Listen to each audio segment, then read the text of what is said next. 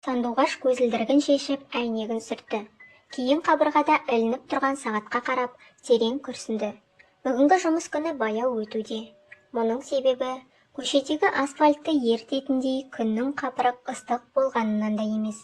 Ыстықтан құтқаратын бөлмеде желдеткіш бар. Ал жан дүниесіндегі өртті сөндірудің шешімін таба алар емес. Жазба дәптеріне қарады. Қазір бірер минуттан соң қабылдауына жазылған адам келуі керек. Ол тағы да жұбайым көңіл бөлмейді деген шағыммен келген әйелдің оқиғасын тыңдауға күш таба ма, жоқ па білмеді. Рас, оның басқа таңдауы жоқ. Ол психолог болғалы, басқа адамдардың шағымдарын тыңдап келеді.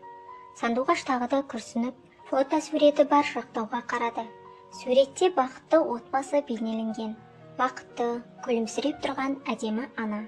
Әскери киімдегі ірі денелі, кең иықты, сымбатты күйеуі бар. Ал оның қолында әкесінің қалпағын киіп, кеудесін зор мақтаныш кернеп тұрған ұлы бар.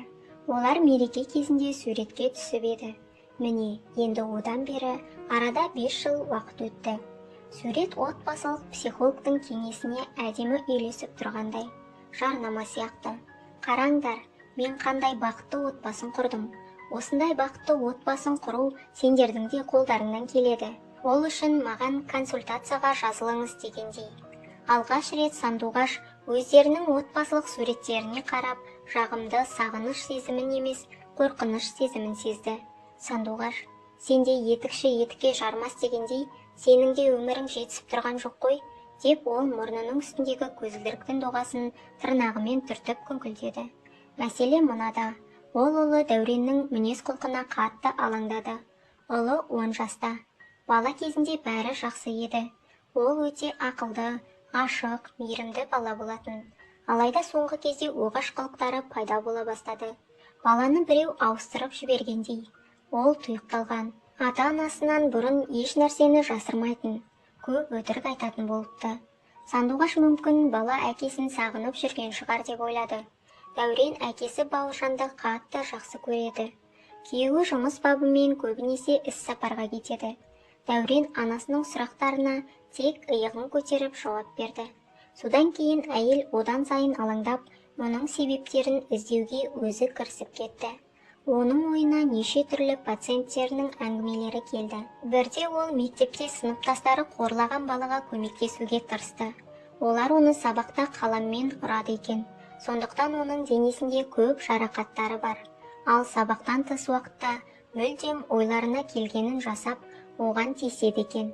Содан кейін тағы бір әйел келді. Ол бұрын мектепте оқып жүрген кезінде болған оқиғасын айтты. Мұғалім ол қызды мазақ етіп, барлық сыныптың көзінше қорлап, тақтаға шығарып ылғи ұрсады екен. Ол қыздың жасы қазір 30-да. Әдемі, ақылды, сұлу әйел. Бірнеше кәсіби курстарды бітірген, бірақ ешқашан жоғары оқу орнын бітірмеген.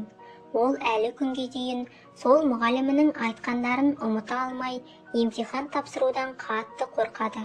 Содан кейін тағы бірнеше жас пациенттерін емдеу қажет екенін түсініп, бірден психотерапевтке жіберген жағдайларда болды.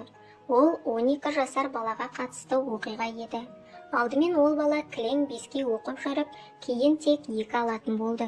Басқалардың көзінен оқшауланып, барлық ескертулерге агрессиямен жауап беретін болды. Ата-аналары өтпелі кезең болған соң мінезі өзгерген болар, сосын қойып кетер деп ойлады. Алайда 1 жылдан кейін жағдайы одан сайын қиындап кетті. Бала мүлдем ешкіммен араласпай, тұйықталып, тек компьютер экранының алдында отырып, оғаш сөздерді көп айтуды шығарды. Содан кейін отбасы психолог Сандуғашқа жүгінді. Ол баланың психикалық ауытқуы бар екен. Одан кейін олар психиатрға жүгірді. Әрине, оның баласында да өтпелі кезең болуы мүмкін. Алайда соңғы кезде ол ұлының оғаш әрекеттерін көбірек байқап жүр. Құрметті тыңдарман, менің видеоларымды 74% адамдар каналға тіркелмей көреді екен. Өтінемін, еңбегімді бағалаңыз. Каналға тіркеліп, әңгімені соңына дейін тыңдаңыздар. Тілі жоғалған ноттың өзі де жоғалады. Қазақша каналдардың көбеюіне өз үлесіңізді қосыңыз. Дәурен үйде сирек тамақтанса да аш көрінбейді. Сандуғаштың ұлына қалдырған тамағы әрдайым сол қалпы тұрады. Сандуғаш көп жұмыс істеді. Ол баласына сеніп, оны жиі жалғыз қалдыратын.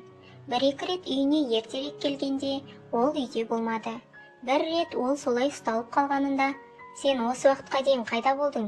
деген ас үйден шығып келе жатқан анасын көріп, оны ерте келеді деп күтпеген бала қорқып, «Мен Аңсармен бірге киноға бардым», деді ол сасқанынан басқа жаққа қарап.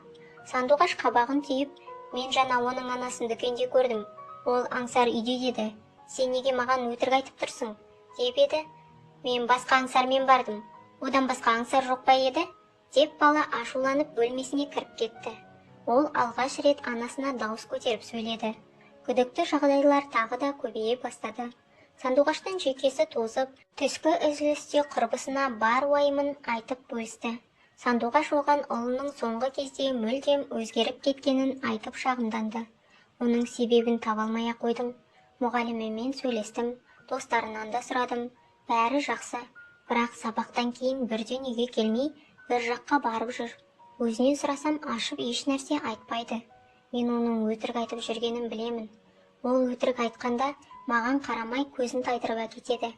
Жақында тіпті маған ұрсып берді. Түсінесің бе? Ол маған ешқашан дауыс көтеріп сөйлеген емес. Содан кейін қайда және кіммен жүрсің деген сұраққа, «Дәурен, бұл менің жеке шаруам» деп бөлмесінің есігін тас жауып алады.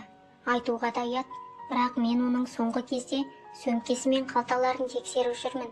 Мүмкін бізден жасырып, темекі не болмаса вейп тартып жүрме деп қорқамын. Білесің бе, жақында мен интернеттен бір мақала оқыдым.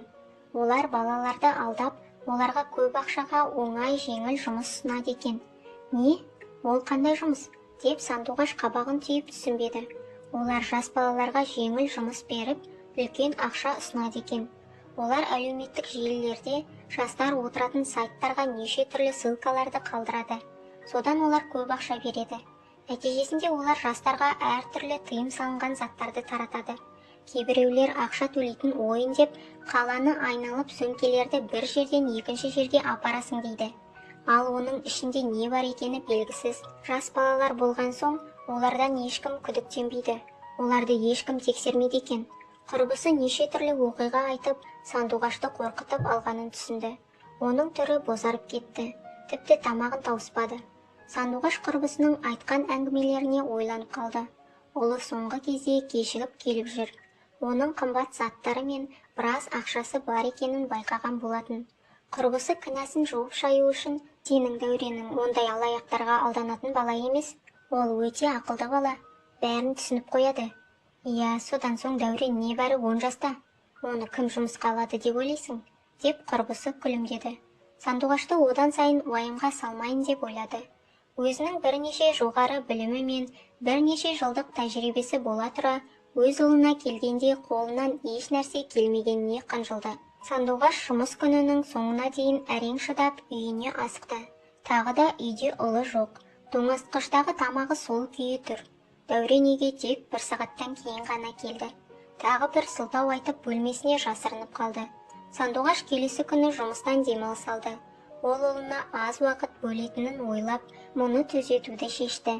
Балаға көп уақыт бөліп, онымен көбірек уақыт өткізсем, мүмкін ашылып өзі-ақ бәрін айтып берер деп үміттенді. Дәуреннің мектептен келуін күтіп, анасы оның бөлмесіне тазалық жұмыстарын жасауды бастап кетті. Содан кейін ол өзінің құрбысының сөздерін есіне алды. Ұлының бөлмесінен ол көптеген оғаш нәрселерді байқады. Жаңа қымбат құлаққап, дүкеннің чегі жапсырылған пакет. Олар күйеуі екеуі ұлына ондай көп ақша бермейтін еді. Чектегі күнді қарады. Ол күні ұлы мектепте спектакльдің репетициясына дайындаламыз, сондықтан кешігіп келемін деп айтқанын есіне алды. Құлаққаптан басқа оның шкафынан жаңа киімдерді көрді. Қорапта брендтік кроссовкаларды жасырып қойыпты. Содан соң түрлі түсті свет жанатын компьютерінің шыққаны да жаңа болды. Сөреде ақшалары жатты. Арасында 5-10 мыңдық қағаз ақшалар да бар. Құрбысының жеңіл ақша туралы сөздері Сандуғаштың ойынан шықпай қойды. Әйел одан сайын қорқа бастады. Бірден күйеуіне қоңырау шалды. Оның телефоны әдеттегідей сөндірулі тұрды. Сағатқа қарады. Ұлының сабақтарының бітуіне әлі біраз уақыты бар. Әйел ұзақ ойланбастан бірден пәтерінен шығып мектепке қарай жүгірді. Сандуғаш баласын аңдуға шешім қабылдады. Өйткені өзі шындығын айтатын түрі жоқ. Өзі психолог болған соң, бұл әрекетінің дұрыс емес екенін білсе де, енді бұдан басқа амалы қалмады. Қазір ол психолог емес, ана. Тек қана баласы үшін алаңдаған ана болды. Ол мектеп қақпасының жанында тығылып тұрып, өзін ақымақ адамдай сезінді. Әйел мұрнының астынан өзімен өзі сөйлесіп тұрғанда, қасынан өтіп бара жатқан кемпірдің қорқынышты көзқарасын байқады. Мен жынды емеспін, мен шын мәнінде психологпын, деп Сандуғаш оны сендіруге тырысты. Әже, жынды ма мынауың? Дегендей оны жақтырмай қарап, оның жанынан тезірек кетіп қалуға тырысты. Әжеге қараймын деп Сандуғаш мектептен шыққан ұлынан көз жазып қала жаздады. Дәурен досымен қоштасып үйге қарай бет алды. Сандуғаш оның соңынан ерді. Ол тыншылығы сәтсіз болғанын түсінді. Ұлы басқа ешқайда соқпай бірден үйіне келді. Өз подъездеріне кіріп кетті. Сандуғаш та аяғын тезірек басып үйіне кірді. Бірақ үйде ешкім жоқ. Ол таңданып барлық бөлмелерді қарап шықты. Ешкім жоқ. Сандуғаш қорқа бастады. Ол подъезде оның ұлымен ойнайтын, онымен жасты балалар да жоқ. Үй жаңадан салынған. Кейбір пәтерлер әлі бос тұрды. Ол сонда қайда кетіп қалды? Ол бірден ұялы телефонын алып, ұлына қоңырау шалды. Бір кезде ұлы телефонын көтеріп, бірден: «Анашым, мен бүгін мектепте кідіремін» деді. «Алло, Дәурен, мен сенің мектепте емес екеніңді білемін. Мен жаңа сонда болдым. Тезірек үйге қайт», деп ашуланып Сандуғаш айғайлады. Ол әрі қарай оның өтірігін тыңдағысы келмей, телефонын қоя салды. Содан соң әйел ұлының жұмбақ түрде қайда жоғалып кеткенін түсіну үшін пәтерінен шықты. Оның күнде қайда барып жүргенін, қымбат сыйлықтар мен ақшаны қайдан алып жүргенін білгенде, Сандуғаш иесінен тана жаздады. Бір кезде төменгі қабаттағы көрші әйелдің есігі ашылғанын естіді. «Саған құлаққаптың ұнағанына қуаныштымын. Тағы да кел, Дәурен, жарай ма? Мен саған жақсы көретін бәлішіңді пісіріп қоямын. Әйтпесе сен тым ап-арықсың», деді. Ол әйел бұл үйге 2-3 ай бұрын ғана көшіп келген еді. Сандуғаш ол әйелдің есімін де әлі білмейді. Тек оны бірнеше рет сыртынан көргені болмаса. «Жарайды әже», деп Дәурен келісті. Сандуғаш олардың қастарына жетіп барды. Қарт әйел оны көріп түрі бозарып кетті. «Ой, Сандуғаш, сенбісің?» деп сасқалақтап қалды. «Дәурен маған тамақ ішіп кету үшін кіріп еді. Сенің ұлың жақсы адам болып өсіп келеді». Бұл әйел оны бұрыннан бері танитын адамдай сөйлеп тұр. Сандуғаш одан сайын таң қалды. Оған қатты ашуы келді. «Сонда менің балам осы уақытқа дейін сіздің үйге барып, жоғалып кетіп жүр екен ғой. Сіз мұны қалыпты жағдай деп ойлайсыз ба? Басқа танымайтын біреудің баласына қымбат сыйлықтар сыйлап, оны үйіңізге кіргізіп аласыз ба? Онда тұрған не бар?» деп қарт әйел көзін жыпылықтатты. «Менің немерелерім жоқ болған соң, біреуді еркелеткім келеді.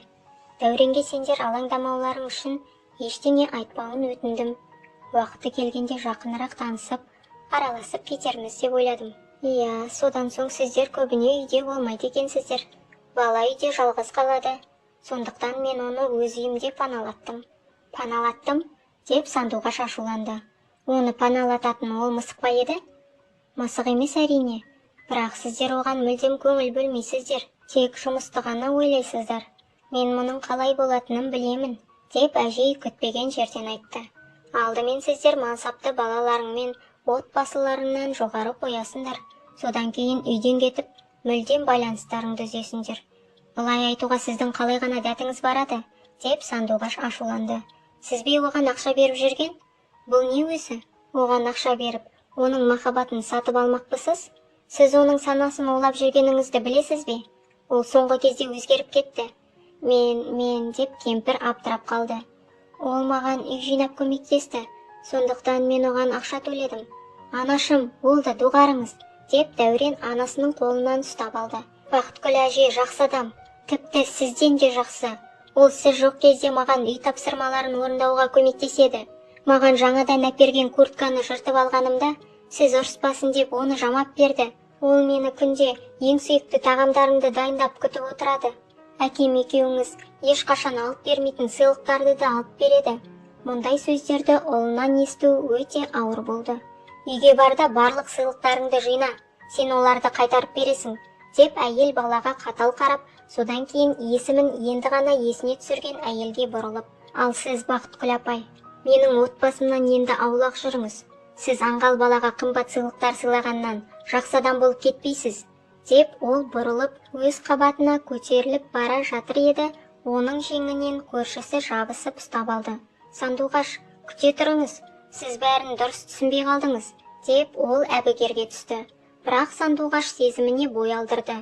Бұл менің ұлым, менің, одан аулақ жүріңіз, деп ол қолын тартып алды. Егер біреуді еркелеткіңіз келсе, өзіңізге баяғыда бала туып алмадыңыз ба? Басқа біреудің баласына жабысып, мойын уламай, деп Сандуғаш басқа әйелдің жағына шығып, өз анасына қарсы шыққан ұлына ренжіп, ол әйелдің көңіліне тиетін сөздерді аңдамай айта салды. Алайда көршісінің түрін көріп, бұлай айтқанына өкініп, тіптен қорқып кетті. Өзіңе бала, деп кемпір қайта-қайта қайталап, жүрегін ұстап, түрі бозарып, көзі қарауытып, есінен танып құлап бара жатты. Сандуғаш оны ұстап қалып, оның еденге құлап кетуіне жол бермеді. Дәурен қорқып айғайлады. Көршілер шуды естіп үйлерінен бірден атып шықты. Олар осы уақытқа дейін спектакль көргендей есіктерінің алдында тың-тыңдап тұрған сияқты. Біреуі жедел жәрдем шақырып үлгеріпті. Әйелді зембілге салып алып кетті. Дәурен көз жасын сүртіп, анасына кектене қарап, бәріне сен кінәлісің. Бақытгүл әже мені қатты жақсы көреді. Ол кісі ылғи сіздер жұмыста болғанда менің жанымда болды. Сіздер жұмыстан басқа ештеңені ойламайсыздар. Ал әкем мүлдем үйде болмайды. Енді мен қайтадан жалғыз қалдым. Дегеннен кейін бала үйіне жүгіріп кіріп, есігін тарс еткізіп жауып, бөлмесіне қамалып алды. Сандуғаш таусылып суық сатыға отыра кетті. Психолог болғанымды қайтейін. Мәселені шешудің орнына оны одан сайын ошықтырып жібердім. Иә, бұл кемпірдің біртүрлі екені рас. Егер ол ұлыма бір зиян тигізуді ойлап, тамағына оқ қосқысы келсе, ол мұны әлдеқашан жасар еді. Мүмкін оның ешқандай жаман ойы болмағанда шығар. Ал мен оны ауруханаға түсетіндей халге жеткіздім. Болған оқиғаға өзін жазғырып, қалай сезімге беріліп, жылап қалғанын түсінбеді. Ол баспалдақпен көтеріліп келе жатқан адамның аяғының дыбысын да естіген жоқ. Сандуғаш, жаным, сен мұнда не істеп отырсың? Деген әйел күйеуінің даусын естіді. Ол көзін уқалап, Бауыржанды көрді. Оның күйеуі әдемі әскери формада тұр. Оны көріп, оның мойнынан құшақтап, абдырап, одан сайын жылады. Сандуғаш жұбайына бәрін басынан бастап айта бастады. Мен ұлым үшін қорықтым. Бұлай жасауға бола ма екен? Содан кейін ол кісі өзін нашар сезінді. Ол қартайған кісі. Егер оған бірдеңе болса, мен өзімді ешқашан кешіре алмаймын. Ал содан кейін Дәурен, мен туралы енді не ойлайды? Деп ол тағы да жылады. Үйде оқиғаны қайта тыңдағаннан кейін Бауыржан қабағын түйіп, тоқташы Сандуғаш, жаңа көршіміздің аты кім дедің? Бақытгүл, деді әйелі. Бауыржанның түрі бозарып кетті. Қайтадан орындыққа отырды. Сандуғаш оған біртүрлі көзқараспен қарады. Ал оны қай ауруханаға алып кетті? Сандуғаш білетінін айтты. Не болғанын түсінбей, ол күйеуімен бірге ауруханаға барды. Онда дәрігерлер әйелдің қан қысымы қатты көтерілгеннен осындай жағдай болды деді. Келушілерді палатаға жіберді. Бақытгүл әжей аурухана төсегінде жатты. Бауыржан палатаға кіріп, қарт әйелдің жанына келіп, сәлеметсіз бе, анашым, дегенде Сандуғаш иесінен тана жаздады. Бақытгүл әже ұлын көргенде жылап жіберді. Сандуғаш жұбайына есеңгіреп қарады. Ол ешқашан анасы бар екенін айтқан емес. Анам кішкентай кезімде қайтыс болды деген болатын. Ер адам бұл тақырыпта сөйлескісі келмейтін. Сандуғаш Бауыржанның балалар үйінде өскенін де біледі. Енді бір әйелді анам деп тұр. Ұлым, деп әйел жылап, мені кешір. Күнәһар ақымақ әйелді кешіре көр. Өтінемін, мені кешірші. Сені өзіме қайтара алмасам да, ең құрғанда немеремді менен тартып алмашы, деп жылады. Кейінірек Сандуғаш бар шындықты білді. Бақытгүл жас кезінде әдемі сұлу әйел болды. Ол мансап құрып, шетелге кетуді армандады. Тек бір қиындық пайда болды. Бақытгүл жас болған соң шалыс басып, аяғы ауыр болып қалады. Аяғының ауыр екенін 3 жыл жүрген жігітіне айтса, ол жігіт үйленген, отбасылы еркек екен. Ол оны 3 жыл бойы алдап келіпті. Бақытгүл сол кезде ғана оның неге оған үйленбей қашып жүргенін түсінді. Өмірінің күл-талқаны шықты. Мүмкін балалы болсам, ол маған үйленер деп ойлаған еді. Бақытгүл ойлағандай, нәтижесінде бала қиындықты шешпеді. Тек оның алаңсыз өмірі мен армандарына жетуіне кедергі келтірді. Ер адам өз отбасын тастап кетпейтінін, баланы да қабылдамайтынын айтты. Баланы алдырып таста, маған бала керек емес, деп оны тастап кетті. Ол кезде баланы алдыруға кеш болды. Содан соң айы күні жетіп, дүниеге ұл бала келді. Ұлы 1,5 жасқа толғанда, оған тағы таңдау жасауға тура келді. Бақытгүлге шетелге кетіп, арманын орындай алатын мүмкіндік туды. Институтта оқып жүрген кезінде тәжірибеден өткен неміс компаниясы оны күтпеген жерден Германияға жұмысқа шақырды. Сол кезде Бақытгүл ұлынан бірінші рет бас тартып, өмірін жаңадан бастауға шешім қабылдады. Ол баланы анасына тастап, өзі шетелге кетті. Бала анасының түрін тек суреттерден көріп, 5 жыл нағашы әжесімен тұрды. Бауыржанның әжесі қайтыс болғанда, Бақытгүл қайтып елге оралды. Бірақ ол ұлын алып кету үшін келмеді. Оны қайта балалар үйіне орналастыру үшін келіпті. Мен оны өзімен бірге алып кете алмаймын. Менің мансабым енді ғана көтеріліп келеді. Ол шетелде не істейді? Тіпті тілде білмейді, деп одан бас тартып, оны балалар үйіне тапсырды. Балалар үйінен Бауыржанды басқа отбасы асырап алады. Бірақ бала ол жерде де бақыт таппады. Асырап алған отбасы оны баға алмаймыз деп, оны қайтадан басқа қаладағы балалар үйіне өткізеді. Анасы Бауыржанның өміріне тек ересек кезінде оралды. Ол оның жазған хаттарын оқымады. Қоңырауларына жауап бермей, номерлерін бұғаттады. Содан кейін ол ұлының аяғына жығылып кешірім сұрады. Мен кешірілмес қателік жасадым, балам. Иә, мен өзім қалаған нәрсеге қол жеткіздім, бірақ бұл маған ешқандай бақыт әкелмеді. Мен мұнда сен үшін қайта оралдым. Мен сені көп іздедім, бірақ сені таба алмадым. Өйткені олар сені басқа отбасыға асырауға беріп жіберіпті. Мен сені ешқашан ойымнан шығарған емеспін. Сен туралы күн сайын ойладым. Менің сенен басқа ешкімім жоқ, деп жалынды. Жас жігіт әрине, біршама уақыт көрмеген бөтен әйелді анам деп мойындамады. Менің анам жоқ, ол мен үшін өлген адам, деді ол Бақытгүлге. Бауыржан анасын кешіре алмады. Оны өмірінен бір жола сызып тастады. Бір кездері анасы да одан бас тартқанындай. Тек әйел одан бас тартқан жоқ. Ол ұлының өміріне араласпай, оны алыстан бақылап отырды. Ол тіпті Бауыржан мен Сандуғаштың үйлену тойлары болатын күні, олардың қуанышты жүздерін әдемі киім киіп алып, подъездерінен шығып келе жатқанда көрген болатын. Тек жақындауға батылы бармады. Оны көргенде олар қуана қоймайтынын білді. Ал немересі дүниеге келгенде, Бақытгүлдің жүрегіндегі жүк одан сайын ауырлай түсті. Қартайған сайын немересін көріп, оған әже болғысы келді. Содан әйел осындай қадамға баруды шешті. Ол өз пәтерін сатып, ұлы тұратын жаңа үйден бір бөлмелі үй сатып алды. Ол енді немересін көріп тұратынына қуанып, онымен жақын араласа бастады. Мен осылай ұлымның алдындағы қателігімді аздап болса да түзетемін деп үміттенді. Әйел өзінің кім екенін мойындаудан қорықты. Мен Дәуренге, сендерге ештеңе айтпауын өтіндім. Міне, енді мұның арты осындай жағдайға әкелді. Әйелдің мойындауын тыңдағаннан кейін Бауыржан мен Сандуғаш үнсіз қалды. Ер адам қабағын түйіп, орнынан тұрып, анасына тек тезірек сауығып кетіңіз, деп палатадан шығып кетті. Үйде ол ұлымен ашық сөйлесті. Әкесі ұлының әжесін шынымен де жақсы көретінін түсінді. Бақытгүл ауруханадан шығатын күні ол оны залда кездестірді. Әзірге мен сізді кешіре алмаймын, деді ер адам. Мен ұлымды жанашыр, мейірімді адам қылып тәрбиелегім келеді. Сондықтан сізбен араласуына рұқсатымды беремін. Бақытгүл енді немересімен ешкімнен жасырынбай араласуына болатынын түсініп жылады. Уақыт өте келе жағдай жақсарды. Дәурен әжесін қатты жақсы көреді. Бақытгүл ол үшін әлемдегі ең жақсы әже болуға тырысты. Ал Сандуғашқа қайын енесі құрбысындай болып кетті.